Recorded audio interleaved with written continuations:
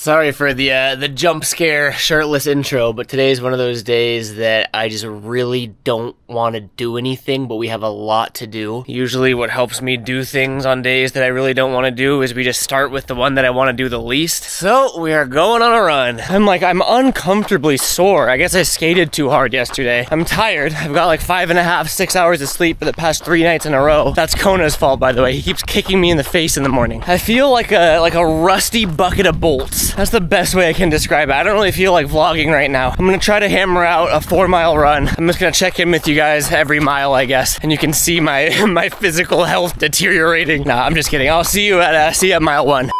Just hit mile 1 and we're off to a terrible start. A little under a quarter mile in, my headphones died. That's like my escape while I'm running, is I can just vibe out to music. Now I'm just stuck with my own breathing and my own thoughts. 0 out of 10, would not recommend. Actually, that's only half true. Running without headphones is a really good way to like work out some shit you got going on in your head, because it forces you to like think. I don't want to think right now. All right, see you guys at mile 2. Mile 2. I don't really know the science behind it, but one of the reasons that I really like starting I call them lazy days or unmotivated days, the days where I really don't want to do anything. One of the reasons I like starting those days with a run, even though it's really hard to get myself to start, for some reason running gets easier for me as I continue. First mile was kind of gnarly. Like I said, I was feeling like a rusty bucket of bolts. The second mile felt like I'm a rusty bucket of bolts that someone's trying to clean the rust off of. And hopefully by mile 3, I'll feel sparkly clean. I guess we'll see. I'll see you guys then.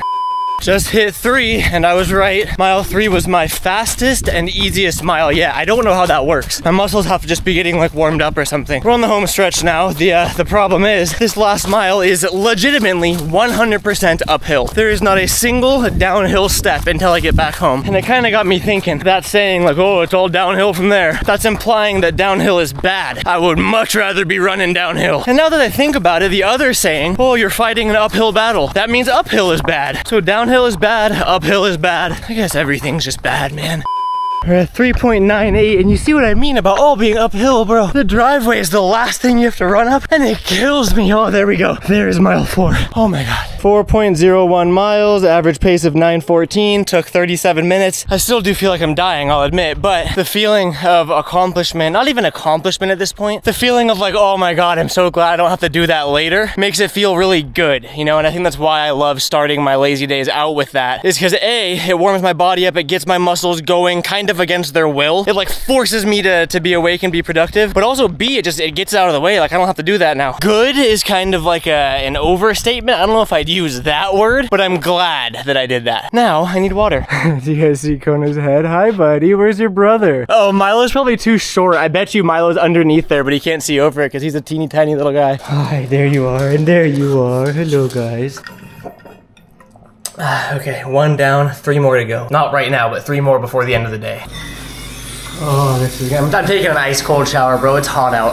Oh, I have been rejuvenated. I feel much better now. Now let's talk about that to-do list of chores we have. So I have a procrastinating problem, and it's really easy to procrastinate because I can mask it with being productive for a YouTube video. Yesterday is the perfect example of this, where I had all these like housekeeping chores I had to do, but then Chad and Shiloh came over and we skated all day, which was way more fun than doing the chores. That being said, at the end of that video, I sort of mentioned how tomorrow's video, aka this video, is gonna be the video where we actually get done our productive things we have to do. I'm very tempted to just go be productive in other ways, like go finish those fingerboard rails, go have a skate session, and just push off the chores for another day. I'm not gonna let myself do that, but this is our to-do list today, and I'm going to enforce that I do every single one of these. The bottom 1, 2, 3, 4, those I do every single day for 75 hard. So those last ones we might not knock out on camera, but I am gonna get them done because I have to. The other ones, 1, 2, 3, 4, 5, those ones we're doing on camera. Return the truck air mattress, replace the window AC, clean up the shop, check the PO box, and drop the rail off somewhere. That one's gonna be fun. That's all stuff that I've been procrastinating that I was gonna do yesterday, and I didn't, and it's already 1:23, so we gotta hit the post office for that Amazon return. Oh, okay. So everyone's brain is different, obviously, but something I'm learning about mine is it really benefits from lists, like I just showed you guys. I don't know if it's like my undiagnosed ADHD or what, but I get very very distracted and very sidetracked very easily. But if I have like a to-do list and I tell myself that I need to do everything on there, I'm getting it done. We got this bad boy right here. It's another air mattress for my truck, but I ended up liking the other one more that you guys saw if you watched that vlog. I'm just gonna be returning this one because no one needs 2 air mattresses. I did almost forget though that before we leave our house, you might have seen it in that to-do list, but we gotta grab something because Rail Santa Claus is coming to town. This is gonna be my first time using the truck bed for actually transport. Oh no, I guess we took it camping. This is how you know we're getting old though, when we get excited to load up our truck and actually use it. I'm not gonna lie, I think I'm gonna miss this rail kind of more than I thought I would. Kind of like it's my firstborn. It's my first successful one that actually skates. Someone will get some use out of her. There we go, perfect. Now yeah, that's staying in there. Just comes loose.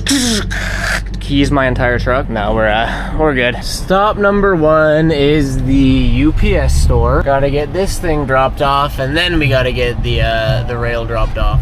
I don't know how, but I'm somehow better at parking a big ass truck within the lines than I am the tiny little Tesla. I'm trying to plan this all out somewhat in order because the P.O. box is also here and the skate park is here. So we should be able to check 3 things off the list right now, or in the next, 10 minutes.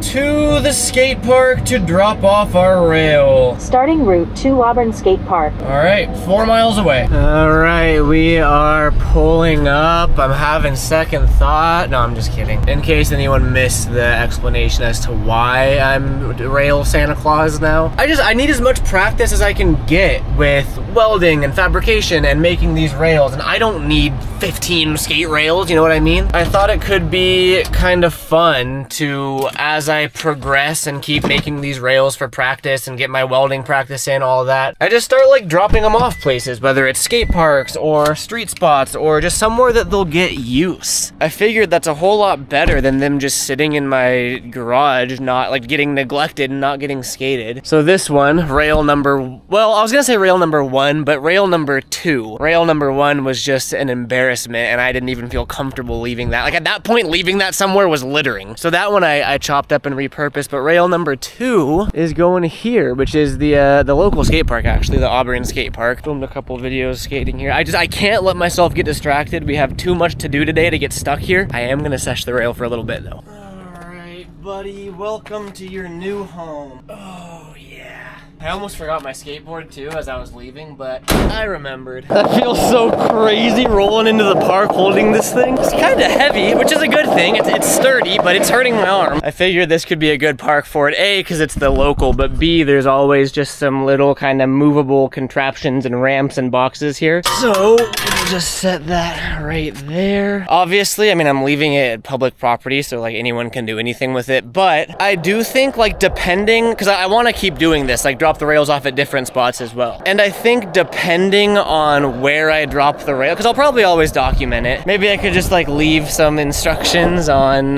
what to do with it, or like what I'd like to happen with it. This one, for example, this one I'm saying first come, first serve. If you want to take it and have it in your driveway and have it be your personal rail, go for it. There will be times where like I'll drop a rail off at like a DIY spot and I'd prefer to like have it stay at the DIY spot. Obviously, I mean, not everyone's gonna respect that, and like at the end of the day, whatever happens, happens, but this one is first come, first serve. Or it can live here. Like if it ends up staying here, that's cool too. It is a little too crowded here. Like I'm kind of intimidated. All right, buddy, let's get you one last session.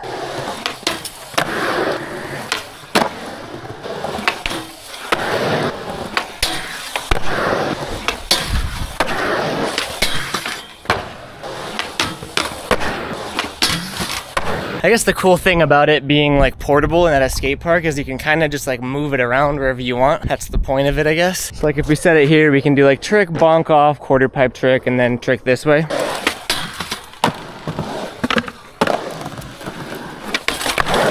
That was quick. That was harder to skate than I thought. As much as I want to keep skating, too much to do, too little time. So this will go there until further notice, until someone adopts it. Like I said, I just want to see it get some use. And goodbye, skate park. It's such a nice day to skate too. To the post office. I'm still new to this whole P.O. box thing, and I always forget what number I am. I think I'm 3150. Yes, I'm 3150. Sick. Damn, I don't know what this is. I forgot how sick P.O. boxes are. Everything's like a surprise. Let's see what we're working with today. It says it's from the homie Heretics 2K. It feels like clothing of sorts. Wow, wait, okay. Kinda hard to see. I'm gonna take them out of the wrapping here, but I'm assuming it's homie's clothing brand. Got some stickers. This is the second package that comes in. Oh, never mind. I was gonna say, this is the second package to come in without a note, and I really want a note for like backstory, but then I found a note. Here we go. Handwritten, gotta love it. It says, "Hey Garrett, and my name was spelled right. Thank you very much. My name is Joey. I sent you some shirts for my clothing brand. I just started with some friends. I have been watching your videos for almost 10 years since you lived at your parents' house in Santa Cruz. Hope you enjoy the shirts." And then he put the Instagram of both him and his clothing brand, so I'll make sure to show that if you guys want to go show love and support. Let's see what we're working with here. So we got the stickers that I showed you already, and then it looks like I'm still gonna open them, but it looks like we have the brand name in a Fortnite font, and it also looks like we have the brand name on a pack of cigarettes. Gotta love it, man. Cigarettes and Fortnite doesn't get better than that. Let's check this. So here's the front print. The clothing, it feels pretty like heavy duty. I don't really know if you asked for criticism, but I guess anything that comes in the P.O. box I'm gonna be honest with. I'm spacing out on what it's called, but this method of getting the graphic onto the clothing where you can like feel it feels plasticky. After a couple washes, I'm worried that it's gonna start like cracking and crinkling, because that's how I used to do Falcon. But I mean, the quality of fabric itself feels good. It looks like it still has the tag on it. I'm always a fan of like custom tags, but that's obviously like a whole nother cost, and for something you just started, that's unnecessary. The important thing is that you took the first step and you started, so props to you on that. That's sick. And then this shirt, this almost feels like a different material. And then we got, yep, maybe it's not the Fortnite font. I think I thought it was the Fortnite font at first, but it might not be. The Fortnite font would be kind of sick. Maybe I can't tell. Regardless, you gotta have just a classic front print with the brand name on it, so I like it. And then here it looks like the same thing in a different color. We open it up and then we got gray and white print here. I'm spacing on what it's called, but I am worried about that the print method. I remember there's multiple different ways to get a graphic onto a shirt, and this one, it looks great at first. Like it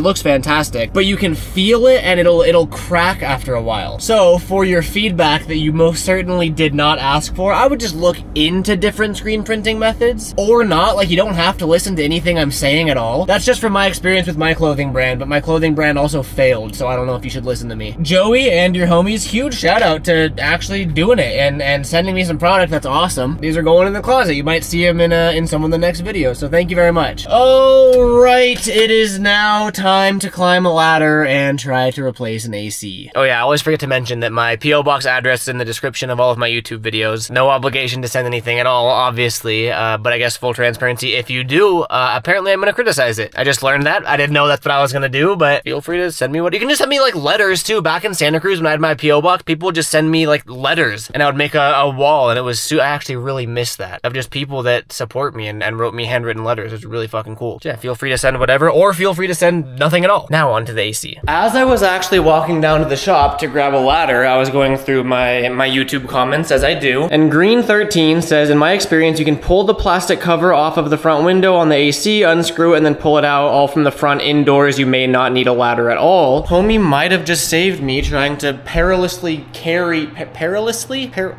That's a word. I might be able to do it all from in here, which would make my life a whole lot easier, so I'm not 20 feet up on a ladder. Also, in case you can't tell, the flooring is not done on the upper story yet, so we're just stepping on plywood. I am very ready to have the house done, but look at how good it looks downstairs. So homie said you can just pull the front cover. Ugh. I clean this filter once a week at maximum. Usually I'll clean that thing every like 3 or 4 days. It's never that nasty, and I feel like I just cleaned it a couple days ago. Weird, okay. I'm not saying that homie is wrong. I'm just saying that I might just be too clueless and I have to go see what's going on outside. I don't know if he meant like the front cover that I took off or like the front cover. But like, I'm really not seeing how it's actually attached. And like, it is not, it's attached somewhere. Let's go check outside. I'm an AC noob, all right? I've never done this before. Cut me some slack. I think I just need to see what I'm working with before before I can figure out like the best plan of attack here. I mean, dude, how is it in there? It looks like it was actually like caulked in there. Is this gonna be harder than I thought it was? I'm also like really high up. I mean, dude, we don't have any movement, but it's just resting on it. It's not screwed in anywhere that I can see. Maybe it's just resting there, but because it's caulked in, it feels like it's bolted in. What do I do? Back inside, you can see this has been done once before. You can see the old outline of the old trim, and I think I'm just gonna rip the trim out and kind of see what we're left with. Okay, I mean, it's coming out pretty easy. Alright, is that useful information? I don't know yet. How is this in here, bro? It's gotta be this. This has to be, oh, okay, see, wait, now we're getting somewhere. I don't know what these are, but I have a feeling that they're holding it in. And now I think I think I did it. I was gonna say, I think we have to break that caulking seal now, but I think I did. I'm really glad it didn't just fall out into the hot tub. Oh, come on. Oh, it's coming. Oh, come on in, baby. I wonder how long this thing's been in here. Oh, it's stuck on something. So I see the problem. If we look closely, unless I remove the exterior trim too, there's no way that that is getting through on the inside. So we could either A, remove the exterior trim, or B, you have no idea how bad I just wanted to cut straight to the AC unit falling out. It's still stuck. Unfortunately, I have to take the trim off and do it the right way. Dang it, I was excited to watch it come crashing down. Okay, so we got that top piece of trim out, and now there should be enough space to actually remove it the proper way by bringing it inside. That way I don't have to be a destructive delinquent that lets that thing just fall from the second story onto the ground. Oh man, it must have slipped. Okay, it's done. Natural AC. Yeah, that looks about right. This would make a nice window though. Look at that view though! I don't know what kind of measuring I did, but I definitely got an AC that is too small. So I'm gonna return that. The sun is beginning to set, so I think we're gonna put a pause on the AC for now. At least we got it out. We have a bag covering the hole for now. How we looking though? Drop off rail done. Check PO box done. Replace window AC. I'm gonna mark it done, but we still have to do the rest of it. Return truck air mattress done. Clean up shop. That is our last task besides our daily tasks. This one should be pretty quick. We just have a little bit of trash accumulation, and I want to get ahead of it before it turns into a problem. I also want to go through and do a little inventory of the metal that we have, because I want to do version 3 of our skateboard rail, and hopefully, fingers crossed, I can't really cross my fingers without like using my other fingers to actually cross them like that. Fingers crossed that version 3 is like, I don't want to say flawless because nothing is flawless, but version 3 is hopefully going to be the one that I'm actually like proud of, because we learned from both version 1 and version 2 mistakes. Honestly, all we really have is like this pile of stuff and this pile of stuff, and I think I was starting to get lazy and I was leaving boxes when I opened them instead of throwing them away when I should. This is all stuff that was like shoved in the Tesla, and because I swapped it out at the dealership for the truck, I just took everything out of the car and put it in the truck somewhere, so that's what that is. Also looks like I was starting to get a little lazy with just leaving stuff on the workbench after using it and not putting it away. You'd think one of these days I would take my own advice and clean up when I'm done. See, look, isn't this just such fun content? Are you guys enjoying this? Aren't you guys glad you clicked this video? Like this, I really think I just started getting lazy. I literally started leaving trash everywhere after I talked about how important it is to clean up after you're done. Disgraceful. And we got a little bit more trash. And all of this is just like basic organizational stuff. Believe it or not, I know this looks absolutely crazy, but there is a rhyme and a reason to this. This top drawer, as crazy as it looks, is like my everyday use. This stuff gets used really frequently. That's why it's kind of a mess, because there's no organization besides just I use it every day. And then you start opening the drawers, and this is where there's like some actual organization. If I'm looking for something, I know where to find it. This one just looks crazy, but I swear I know where everything is. There we go. It's not much, but it's better. Mainly just cleaned up that pile and kind of replaced it with another pile, but this is all just my car stuff that I gotta list for sale. Got rid of that pile and kind of began to organize all this. This is all stuff that's coming up to the house with me. I somewhat cleaned this up, at least organized it. You know what though? There may be one more thing that I owe you guys. I know it's the main reason that a lot of you are here. It's why you subscribed in the first place, and it's really what's kind of kept you going on this channel. I have pretty heavily been neglecting it just because I've been so busy with like the rest of life and the other aspects of it. It's not gonna be much. I know we don't have much time, but that was stupid. That was funnier in my head. Look, we have a pre-swept little pile that we gotta take outside. I'll set you guys up so you don't miss this.